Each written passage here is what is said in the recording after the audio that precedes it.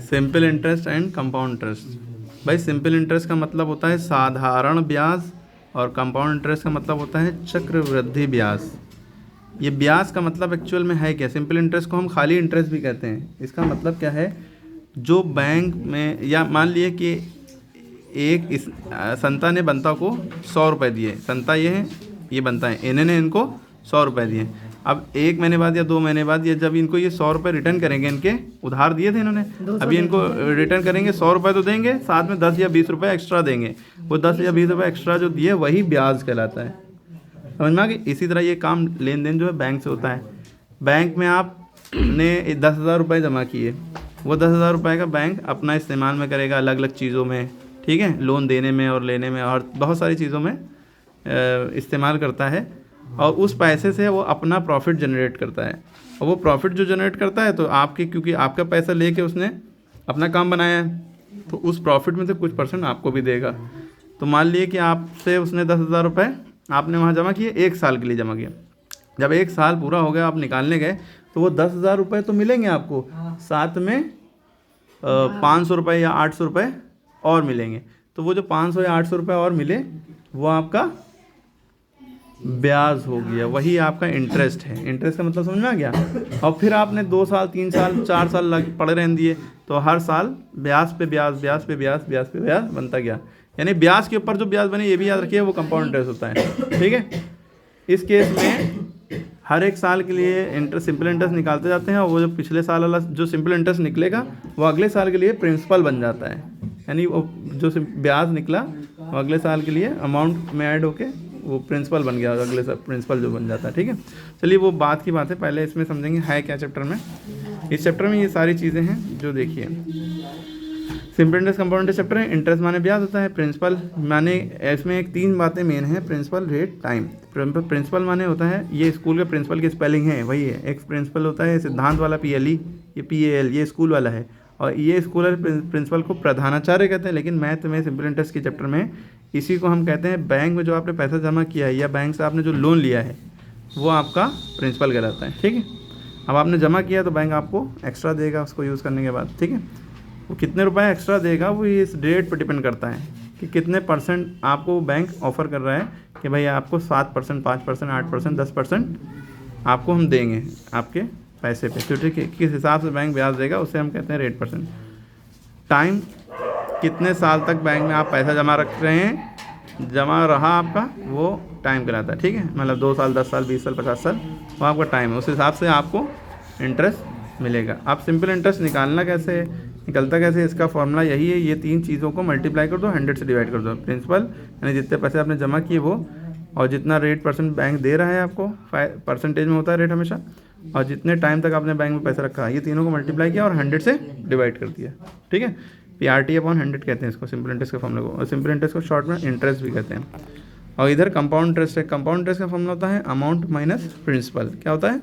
Amount minus principal. Amount उस चीज़ को कहते हैं भाई, जो चीज़ आपको टोटल बैंक से पैसे जितने मिलेंगे वो अमाउंट कहलाता है। ठीक, अगर अमाउंट का भी फॉर्मूला निकालना चाहिए, एक फॉर्मूला अमाउंट का ये है, amount is equal to principal 1 + R/100 की पावर n। n यहाँ पर टाइम है, R रेट % है। ठीक है, अमाउंट का एक फॉर्मूला होता है amount is equal to principal plus interest. Amount का एक सिंपल सा फॉर्मूला ये भी है भाई, जितने पैसे आपने बैंक में जमा किए, 10,000 जमा किए तो 10,000 तो मिलेंगे, वही प्रिंसिपल है, उस पर 800 रुपये और मिलने हैं, तो 10,800 इन दोनों को जोड़ के जो आंसर आता है वो अमाउंट होता है।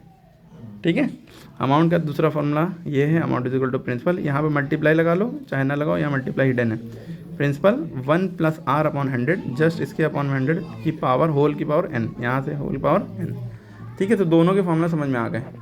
अब मान लीजिए यहाँ से प्रिंसिपल की वैल्यू निकालनी होती है, सिंपल इंटरेस्ट दिया होता, तो ये फॉर्मूला प्रिंसिपल का यहाँ पे क्या होता है, तो सिंपल इंटरेस्ट का सिंपल इंटरेस्ट क्या, रेट और टाइम इसके बगल में, तो इसके अपॉन में आ जाते हैं नीचे।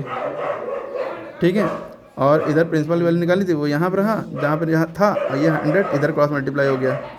ठीक है, यानी कि सिंपल, अगर प्रिंसिपल की वैल्यू निकालनी है तो SI को 100 से मल्टीप्लाई करेंगे, रेट टाइम नीचे चला जाएगा। अगर मान लो रेट की वैल्यू निकालनी होती है तो क्या फॉर्मूला लगाते हैं। ठीक है, अब देखिए, रेट की वैल्यू निकालनी होगी तो प्रिंसिपल और टाइम नीचे चले जाएंगे। रेट का फॉर्मूला क्या हो जाएगा, SI × 100, भाई SI को 100 से आप मल्टीप्लाई करेंगे, और रेट की वैल्यू निकालनी, प्रिंसिपल टाइम नीचे चले गए, PT।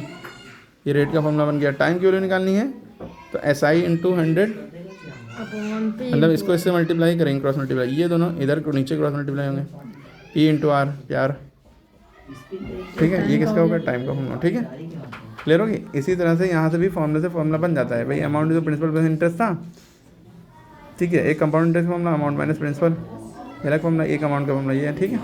चलिए अब सवाल पे आते हैं। मान लीजिए कि ये सवाल है, फाइंड द सिंपल इंटरेस्ट, आपको साधारण ब्याज निकालना है, ठीक है, क्या निकालना है? Simple interest. प्रिंसिपल दिया है, टाइम दिया है, रेट दिया है, आपको दो चीज़ें निकालनी है, सिंपल इंटरेस्ट और अमाउंट, ठीक। तो सिंपल इंटरेस्ट का फॉर्मूला क्या होता है? सिंपल इंटरेस्ट का फॉर्मूला क्या होता है? ये तीनों को मल्टीप्लाई करो, PTR है ना, या PRT, principal into rate into time upon 100, ठीक है। प्रिंसिपल की वैल्यू कितनी है? 5000, रेट की वैल्यू है 2 ईयर्स, टाइम की वैल्यू है कितने साल तक रखा? रेट की वैल्यू 10 थी, टाइम की वैल्यू 2 ईयर्स, आगे पीछे लिख देंगे, कोई दिक्कत नहीं है, अपॉन 100, जीरो से एक जीरो कटा, याले जीरो से याले जीरो कटा। अब आपके पास कितना बचा? 50 इंटू 10 टू द 20 है ना, 10 टू द 20। अब 5 टू द कितना हुआ? 5 टू द 10, ये दो जीरो लगे थे, दोनों जीरो लगा दिए, 1000। ये आपका ब्याज आ गया। इतने रुपए आपको बैंक देगा। अगर आप बैंक में 5000 रुपये जमा करेंगे तो 10% अगर बैंक दे रहा है, यानी 5000 का 10% एक साल में दे रहा है, और आपने 2 साल तक जमा रखा तो आपको कितने रुपए मिल रहे हैं? 1000 रुपये। 1 साल तक रखते तो आपको 500 रुपये मिलते हैं, 2 साल तक रखा तो 1000, ठीक है। अब ये सिंपल इंटरेस्ट। अब मान लीजिए कि अमाउंट भी निकालना है भाई, अमाउंट भी निकालना है। अमाउंट का फॉर्मूला क्या होता है? Principal plus interest. प्रिंसिपल यानी 5000 रुपये जमा किए थे आपने, और ब्याज आपको कितना मिल रहा है? 1000 रुपये। तो टोटल आपको बैंक कितना देगा? 5000 प्लस 1000, 6000 रुपये। यही चीज़ जो है आपका अमाउंट है, इसमें आपने 1000 रुपये कमाए।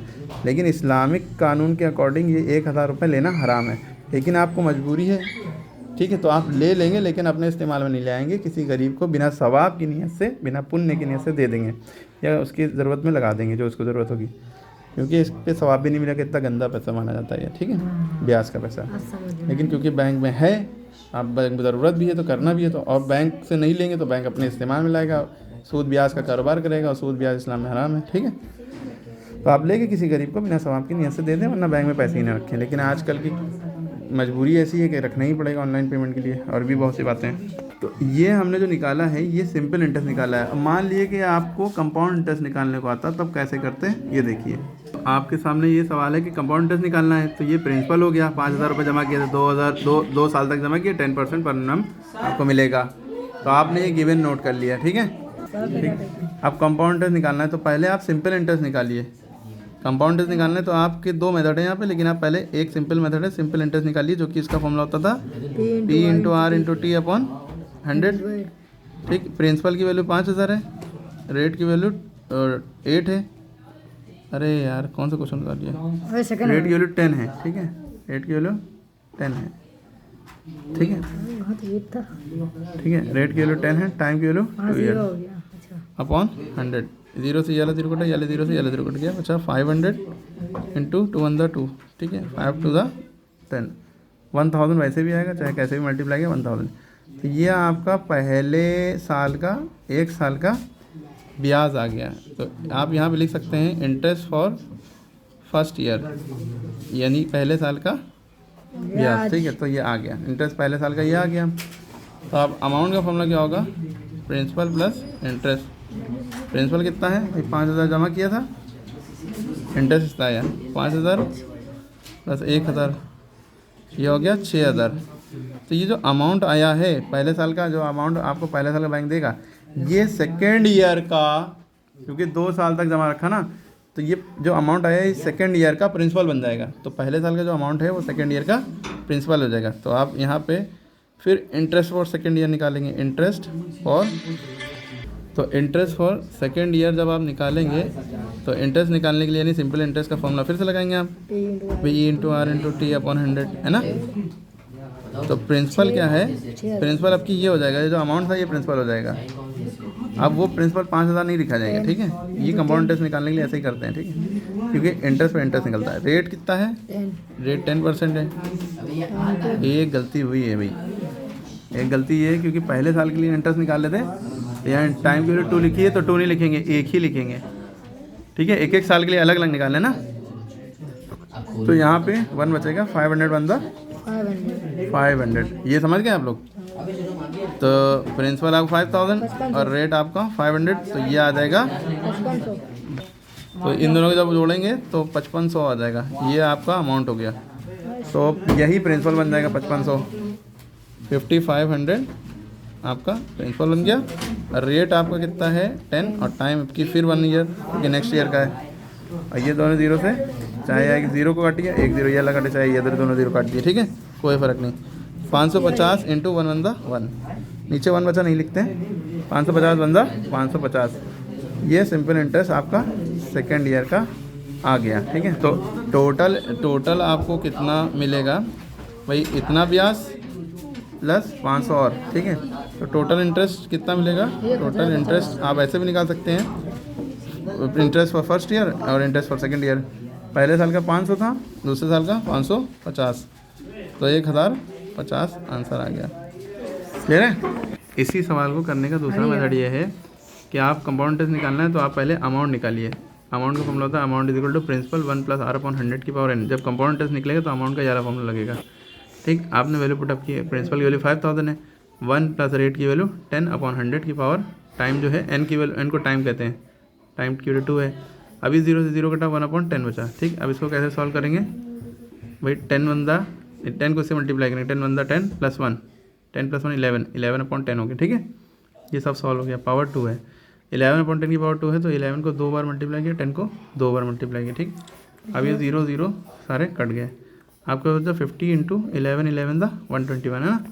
तो जब इसको 50 को 121 से मल्टीप्लाई किया, 6050 आ गया। अब ये अमाउंट आ गया। अब हमें निकालना क्या था, कंपाउंड इंटरेस्ट फॉर्मूला लगाया, अमाउंट माइनस प्रिंसिपल। अमाउंट 6050 है, इसमें से प्रिंसिपल घटा दो, प्रिंसिपल यानी कि जो पैसे आपने जमा किए थे बैंक में 5000, 6050 में 5000 गए, 1050। देखिए 1050 ऐसे भी आंसर आ रहा है और ऐसे भी 1050 आ रहा है, ठीक है। तो जो सा मेथड समझ में आया हो वो ज़्यादा अच्छा है, वैसे ये मेथड ज़्यादा आसान, जल्दी हो जाएगा, ठीक है।